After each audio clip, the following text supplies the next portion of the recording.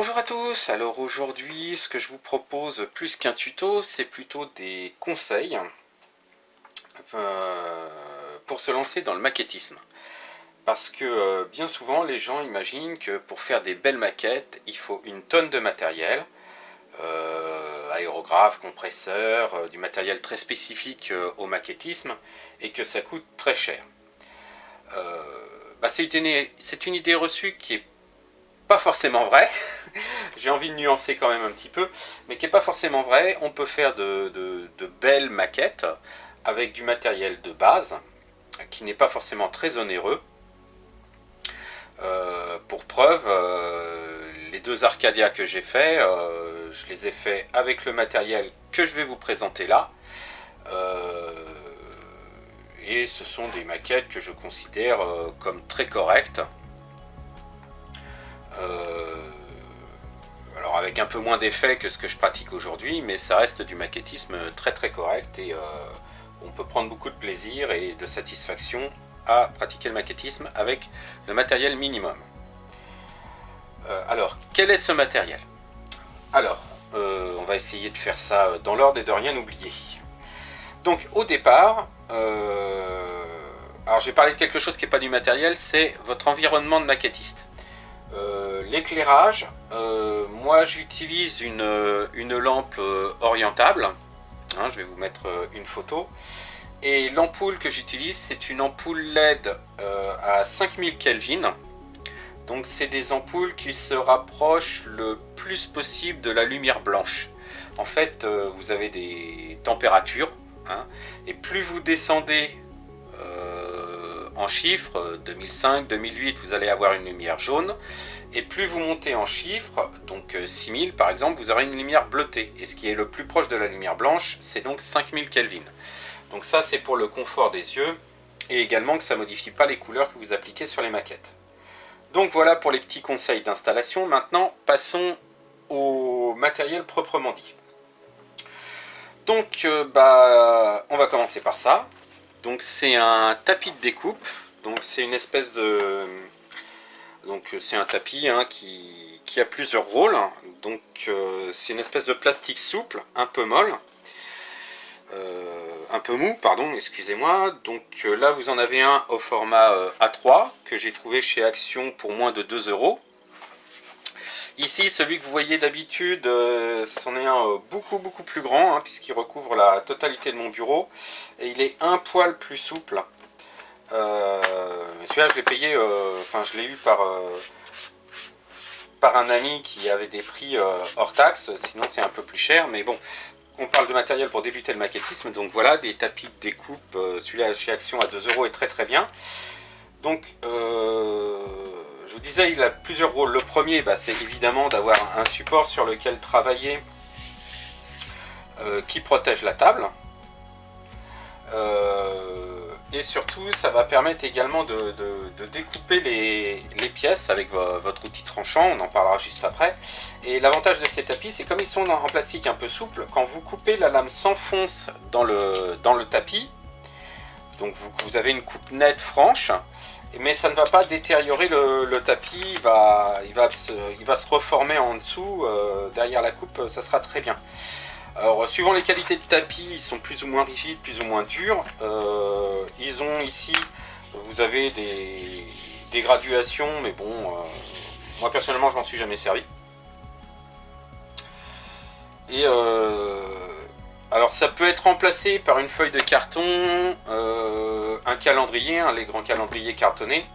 Le seul défaut des calendriers, c'est qu'à force de couper le carton, puis lui par contre il s'abîme, il se tranche, il fait des lamelles, il ne se reforme pas derrière la coupe, donc il va falloir le changer régulièrement, tandis que ça vous allez pouvoir faire plusieurs années avec, hein. Mon tapis là ça va faire 2 ans que je l'ai, et vous voyez, bon il est sale, hein, ok, parce que je ne l'ai pas toujours bien protégé, mais par contre je peux continuer à découper dessus, il n'est pas plus abîmé que ça. Donc le tapis de protection, et également bon, ça permet de retrouver les pièces plus facilement avec la couleur. Voilà, donc on parlait de tapis de protection pour les coupes, donc les objets pour couper maintenant. Alors l'objet de base, c'est le cutter. Voilà, donc le bon vieux cutter avec lame qu'on peut rentrer, qu'on peut sortir, avec un cran de sécurité. Lame qu'on peut également changer, donc c'est pratique et pas cher. Sinon, ça c'est très bien, mais moi je préfère l'X-Acto. Donc l'X-Acto, qu'est-ce que c'est? C'est un outil tranchant, on pourrait comparer ça à un scalpel. Les lames sont de forme triangulaire, également remplaçable, hein. Il suffit de dévisser la bague ici, on retire la lame, on la remplace par une nouvelle. Hop. Voilà. Donc, alors pourquoi je le préfère, c'est au niveau de la prise en main, hein. On le tient vraiment comme un stylo, c'est plus précis, je trouve que le cutter qu'on va avoir tendance à tenir comme ça c'est moins précis. Moi je préfère ça. C'est un petit peu plus cher bien évidemment, quoique vous pouvez trouver ce type de matériel des fois dans les caisses à 1 euro, 2 euros, 5 euros que vous avez dans les magasins de bricolage. Donc généralement il y a une lame avec une petite boîte de recharge. Sinon vous pouvez trouver également ça dans les magasins de loisirs créatifs au rayon scrapbooking. Alors ça sera un petit peu plus cher, mais toujours moins cher que d'aller dans des magasins de maquettes, spécialisés maquettes. Donc ça c'est donc encore un exemple d'outil de découpe. Et donc vous avez les recharges, ici généralement c'est des paquets de 5 ou 10 lames. Alors par contre, petite note de sécurité, quand vous utilisez ce genre d'outil, ou celui-ci, hein, être toujours très prudent. Lorsque vous faites des coupes, c'est toujours, quand vous ébavurez, c'est vers l'extérieur, jamais vers vous. Jamais vers vous parce que ça peut glisser et vous entailler le doigt. Moi il m'est arrivé une petite mésaventure encore plus bête que ça, c'est qu'un jour j'étais en train de découper une pièce et l'X-Acto a légèrement glissé de ma main. Alors je vais vous le faire mais avec le capuchon, hein, on va pas recommencer. Donc il a légèrement glissé de ma main, la lame s'est retrouvée au niveau de mon doigt et elle était toute neuve et elle s'est juste posée sur mon doigt. Il n'y a même pas eu de mouvement d'avant en arrière, elle s'est posée délicatement et elle s'est enfoncée aussi délicatement. Alors ça n'a pas été douloureux, hein, c'était une coupure en surface mais assez nette. Par contre le problème des doigts c'est que quand vous coupez ça saigne beaucoup et c'est assez long à cicatriser. Donc ça c'est le point, mais donc toujours être prudent lorsque vous utilisez toute forme d'outils de coupe. Alors, puisqu'on en est aux outils de coupe, alors optionnel, mais bon, une paire de ciseaux basique, ça peut être pratique pour découper les décalcomanies par exemple, ou des bandes de masquage si vous faites de la peinture, ce genre de choses. Bon, moi j'en ai toujours un, moi il me sert vraiment essentiellement pour découper mes bandes de masquage, mais si vous avez un X-Acto ou un cutter, ça peut très bien faire l'affaire à la place, hein. Mais on coupe pas que ça, on coupe également les pièces sur les grappes de maquette, et pour ça moi j'utilise une pince coupante. Alors c'est une petite pince coupante, pareil j'ai trouvé ça en magasin de bricolage, je ne l'ai pas payé bien cher.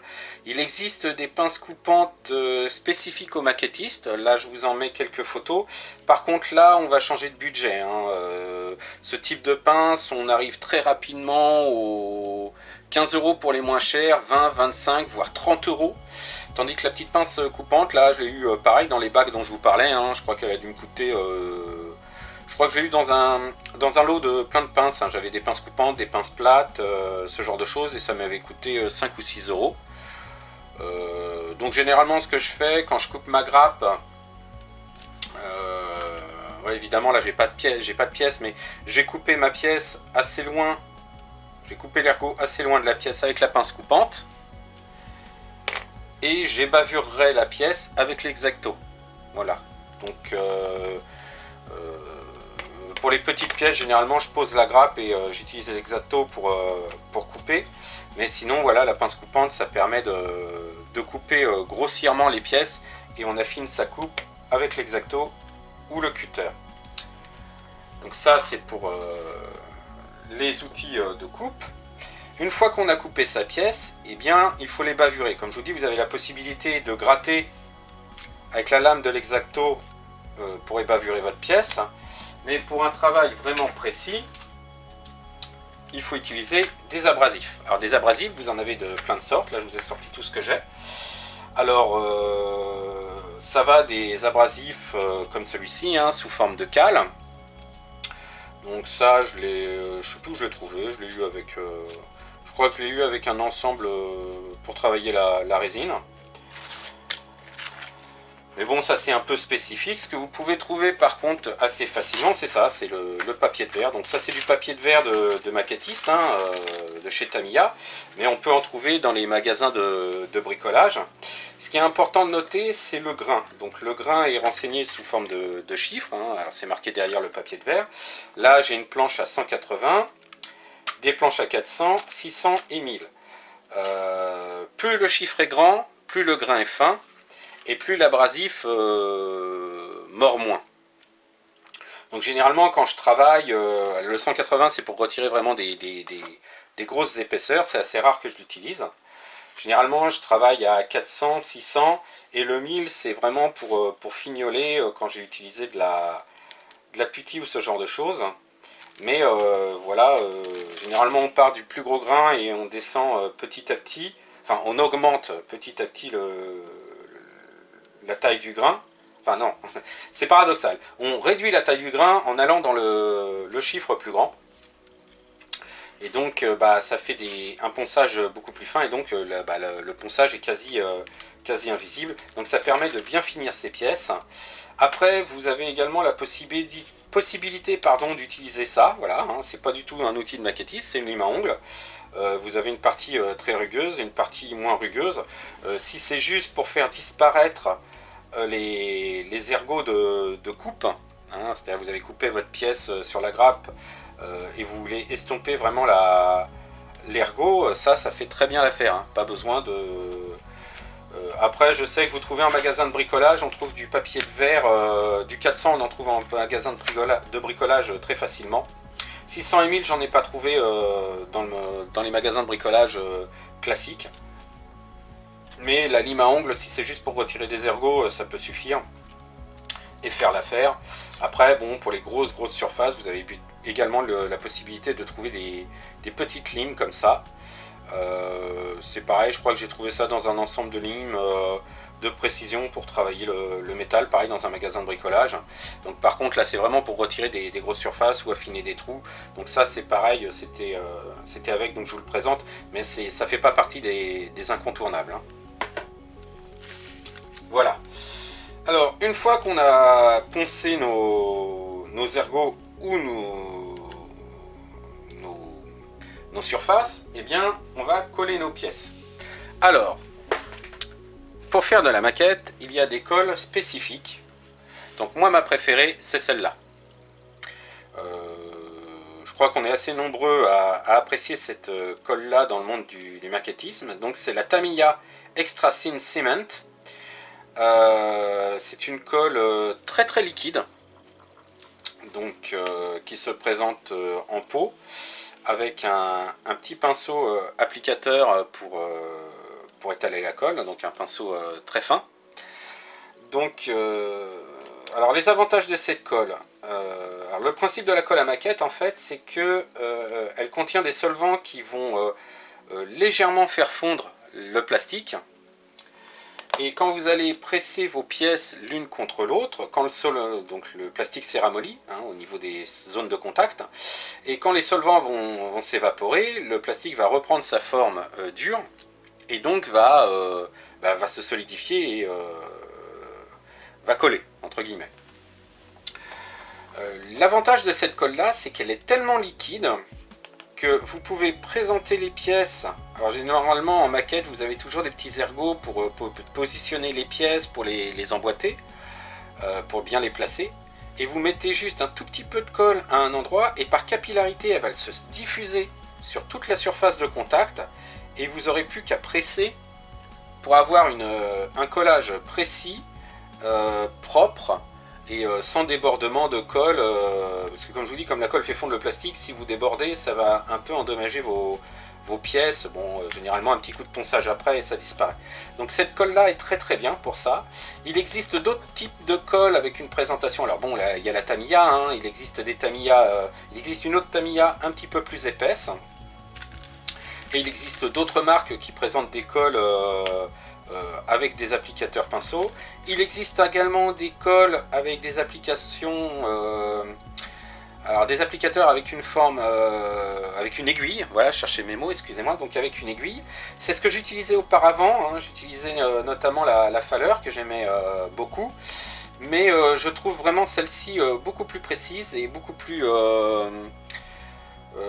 simple d'utilisation, de par le fait qu'elle soit très très liquide et qu'on puisse vraiment doser la quantité de colle qu'on veut placer sans difficulté. Alors, dans les colles un peu plus spécifiques, parfois on peut être amené à devoir utiliser ces colles là. Alors vous les connaissez, hein, c'est la fameuse Ciano, donc communément appelée Glu 3, hein, bien que ça soit une marque. Donc là j'en ai deux différentes. Celle-ci elle est sous forme de gel. Alors je prends ces pots là sous forme de stylet parce que déjà elle est plus facile d'utilisation, je peux doser aisément la quantité. Elle se conserve bien. C'est une des Glu 3 qui se conserve le mieux, à condition de la tenir à l'horizontale, enfin verticale, pardon. Alors généralement ce que je fais c'est je prends un support, je mets une goutte de colle dessus, comme c'est de la colle gel, elle est plus épaisse et elle surtout elle ne va pas sécher trop vite. Et ensuite j'utilise une aiguille ou un cure-dent, je prends ma goutte de colle et je la place à l'endroit où je veux vraiment coller avec précision. Donc c'est pour ça que j'aime beaucoup cette Glu 3 sous forme de gel. Sinon, si vous voulez de la glu plus liquide, je vous conseille celle-ci. C'est la colle 21, donc cyanocrylate, excusez-moi. Alors l'avantage de celle-ci, alors elle est beaucoup plus liquide, hein, elle est quasiment aussi liquide que celle-ci. Par contre, elle va pas sécher immédiatement. Donc elle va bien tenir la pièce, mais vous avez encore le temps de la repositionner. Moi je l'utilise essentiellement pour les pièces de photo découpe. Mais parfois on peut être amené à avoir besoin d'une colle un peu plus forte en maquettisme, même si j'aurais tendance à dire que il faut éviter d'utiliser tout ce qui est cyano sur les plastiques. Et surtout sur les plastiques transparents, parce que la cyano lorsqu'elle sèche dégage des vapeurs, hein, par exemple là vous voyez ça fait des vapeurs blanches, et sur les pièces transparentes c'est vraiment ça peut abîmer une pièce très rapidement. Alors il y a quelques astuces pour éviter que ça se produise. La première c'est de coller dans une pièce très ventilée, et la deuxième c'est d'avoir au préalablement verni sa pièce pour la protéger. Il semblerait que d'utiliser des vernis type clear, ça estompe cet effet là. Moi personnellement je ne l'ai jamais constaté, parce que quand j'ai besoin de coller une verrière d'avion en position ouverte, dans ce cas là j'utilise la Glu 3, mais j'en mets vraiment une toute petite pointe de colle, ce qui fait que j'ai jamais eu des émanations de vapeur visibles sur mes verrières, et j'en mets vraiment très très peu. Donc vous avez les glus. Et puisqu'on était à aborder le sujet des pièces transparentes, pour coller les pièces transparentes, sinon vous avez ce type de colle. Alors c'est de la colle blanche. Alors cette colle là n'est pas du tout spécifique au maquettisme, même si c'est marqué Tamiya. Normalement elle est faite pour le scrapbooking. Donc c'est une colle blanche avec une petite canule, hein, donc ça permet de doser et de coller avec précision. Et si cette colle est blanche lorsque vous l'appliquez, quand elle sèche, alors par contre elle met longtemps à sécher, quand elle sèche elle devient complètement transparente. Donc je l'utilise moi essentiellement pour coller tout ce qui est phare, feu de position, ou alors verrière d'avion, mais lorsqu'elles sont en position fermée. Donc c'est très très bien.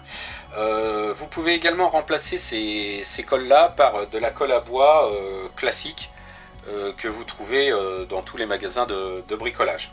Donc voilà.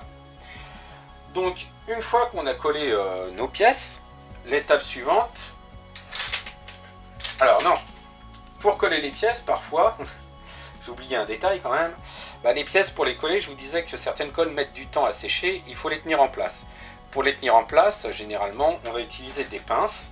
Et la première pince qui me vient à l'esprit, c'est la bonne vieille pince à linge. Alors vous en avez en différentes matières, plastique, bois, plus ou moins rigide, plus ou moins grande, plus ou moins large. Donc ça c'est très bien, vous pouvez aller dévaliser le panier à linge ou la buanderie et prélever quelques pinces à linge. Donc ça c'est déjà pas mal.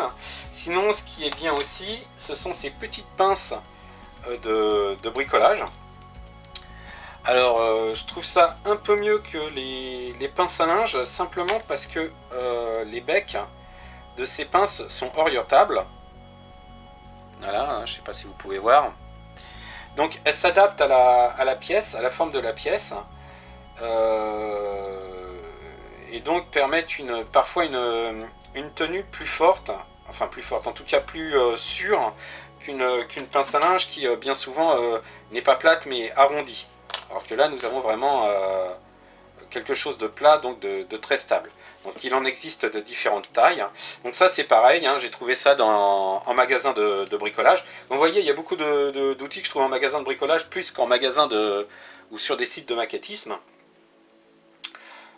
C'est pareil, c'était des lots, je crois que j'ai eu ça dans un lot. Je crois qu'il y avait 2 ou 3 grosses pinces et 4 petites pinces. Donc c'est très pratique pour tenir les pièces. Ça me sert également, vous le voyez, hein, à tenir les pièces quand je les peins. Donc voilà, notre pièce est maintenant collée. Ce qu'il faut faire, c'est la peindre. Et quand on débute, quand on peint, on utilise des pinceaux. Donc ici, je vous ai sorti un échantillon des pinceaux que j'ai. Donc moi j'aime beaucoup ces pinceaux-là. Alors, ce sont des pinceaux de différentes tailles. Ça va du triple 0. Donc voilà, triple 0, ça donne à peu près ça comme taille. Hein. C'est relativement fin. Hop. Au 4, voilà. Alors là, on est vraiment sur le pinceau assez gros. Donc j'ai du triple 0, double 0. Du 2, je dois avoir du 0 quelque part, par là. Je sais pas où il est rangé. Voilà, c'est ça, voilà, le 0 il est là. Donc j'aime beaucoup ces pinceaux parce que bah, déjà ils ont une forme qui permet de bien les tenir. Ils sont pas, alors mis à part ces deux là qui sont de marque Italieri, donc qui sont un peu plus chers, ces pinceaux là je les ai eu dans un lot de plusieurs tailles sur Amazon, donc qui sont d'assez bonne qualité. Donc ça c'est très bien pour faire peindre, hein, je vous montrerai, j'ai fait comme je vous ai dit, hein, les maquettes que j'ai faites, les 2 Arcadia de Harlock, Atlantis d'Albator, je les ai fait au pinceau à l'époque, hein, j'avais pas encore d'aérographe, et je les ai fait avec ces types de pinceaux là. Alors les grandes surfaces, elles, je les ai fait avec des brosses plates, ce qui est très bien aussi. Alors, donc ça, ces pinceaux-là, je les ai utilisés, je les ai eus, comme je vous ai dit, sur Amazon, hein, des lots, hein, toujours pour pas très cher, hein, pour pas très cher. Ça, je l'ai pris dans un magasin d'art créatif, mais c'est vraiment là, c'est des pinceaux pour normalement peindre à l'acrylique. Et par contre, pour tout ce qui est brossage à sec ou autre, là, je prends des pinceaux d'entrée de gamme chez Action. Alors par contre, s'il y a bien un matériel où il faut faire attention à ce qu'on prend vraiment, ce sont les pinceaux. Là, il n'y a pas de secret. La peinture, c'est ce qui va faire le rendu de votre maquette. Si vous n'avez pas des pinceaux corrects, alors je ne parle pas de haut de gamme, hein, je parle de pinceaux corrects, vous n'aurez pas de bons résultats. Ce type de pinceau de chez Action, assez rapidement, les poils il va partir en chou-fleur. Alors ce que j'appelle en chou-fleur, c'est quand les poils commencent à s'écarter, vous avez des poils qui ne restent pas avec les autres. Tout ce qui est précision, on peut oublier. Et vous avez également des poils qui se dessertissent. Et pendant que vous êtes en train de peindre, hop, il y a un poil qui reste collé sur la maquette. C'est vraiment rageant. Donc ce type de pinceau entrée de gamme où vous avez 5 ou 10 pinceaux pour 1 ou 2 euros, faut pas rêver, vous ferez pas de miracle avec. En revanche, là c'est des lots, je crois que le lot de pinceaux là je les ai eu pour 10 euros ceux-là. Enfin il y en avait toute une gamme, hein. Je crois qu'il y en avait 5. Bien entretenus, vous voyez, j'ai jamais eu de problème, ils ont gardé leur forme. Voilà, hein, vous voyez, il n'y a pas de souci. Le 2 je crois que je m'en suis jamais servi. Voilà, ça, le double 0 et le triple 0, je m'en sers, alors je vais pas dire tous les jours, mais vous voyez, il s'abîme plus sur le bois, hein, il s'use plutôt sur le manche que sur les poils. Hein. Après, autre chose, hein, quand on prend des pinceaux d'un certain prix, encore une fois, je parle de pinceaux de qualité, pas des pinceaux à 10 euros pièce. Hein. Quand je parle d'un certain prix, c'est voilà, un prix normal, mais on aura tendance à bien l'entretenir. Un pinceau, de toute manière, vous pouvez mettre le prix que vous voulez, si vous ne l'entretenez pas, bah, vous n'aurez pas non plus de bons résultats. Un pinceau, on l'utilise, on le nettoie tout de suite. Hein, on le nettoie dans le diluant correspondant à la peinture. On le rince bien, on l'essuie, on le rince à l'eau. Certains même le trempent dans de l'eau avec une goutte de liquide vaisselle et ensuite ils le lissent soit avec les doigts, soit à la bouche pour qu'il reprenne sa forme. Et on le laisse sécher tranquillement avant sa prochaine utilisation. Mais on ne le laisse pas tremper dans le diluant.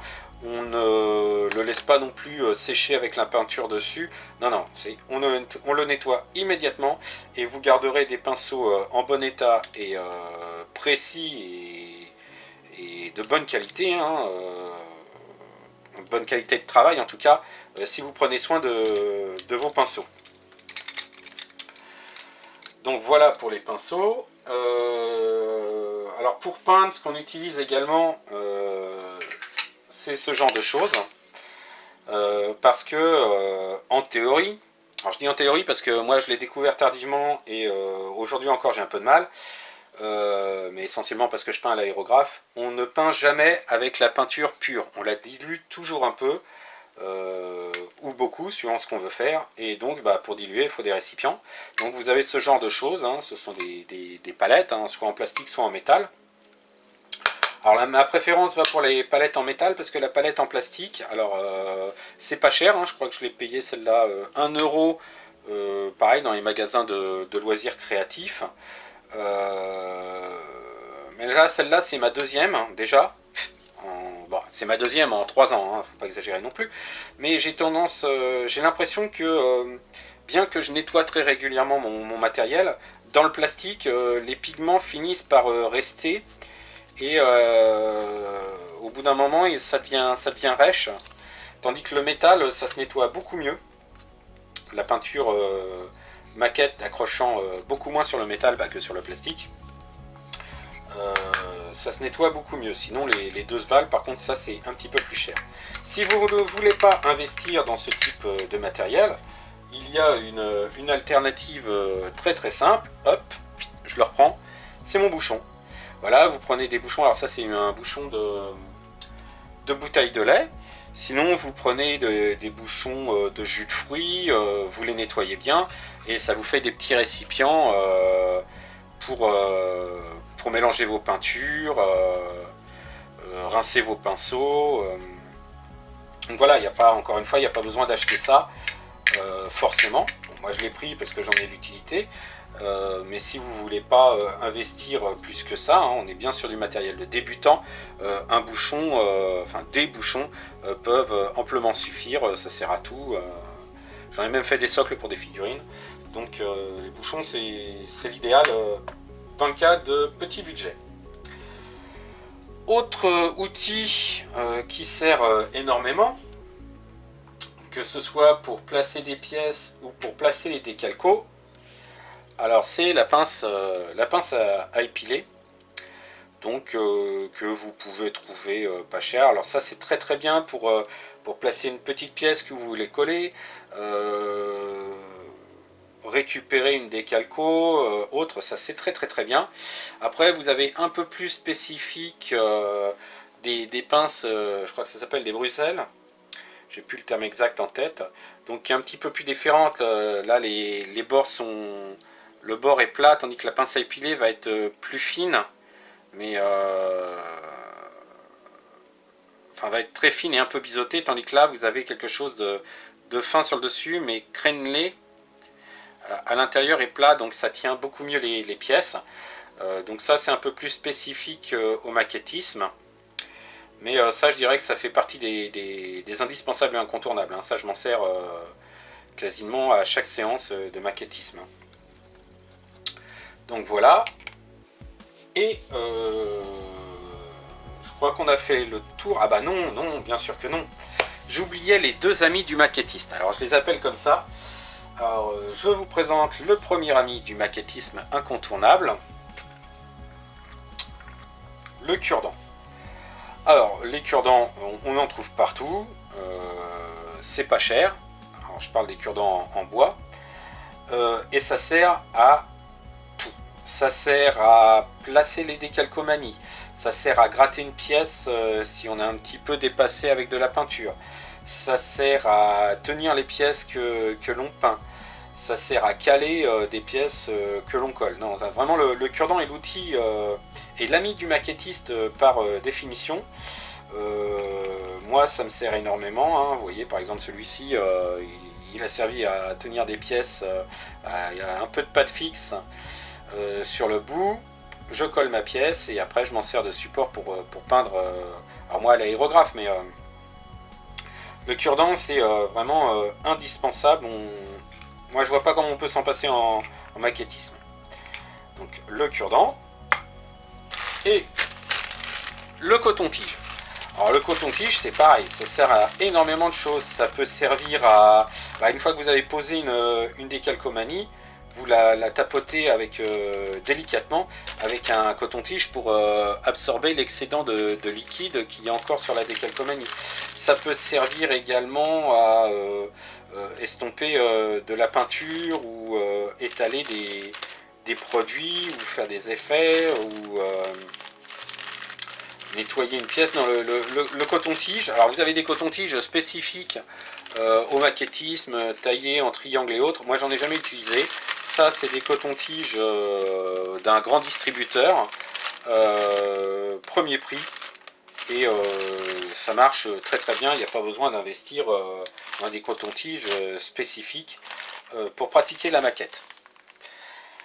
Donc voilà, on a fait le tour de l'ensemble des outils pour débuter la maquette. Je n'ai pas abordé les peintures, parce que les peintures c'est un sujet très vaste qui va dépendre d'énormément de choses, qui va dépendre si vous pratiquez au pinceau, quel type de peinture vous préférez, et des tas de choses. Et je ne considère pas avoir une connaissance du sujet suffisamment grande pour vous conseiller efficacement.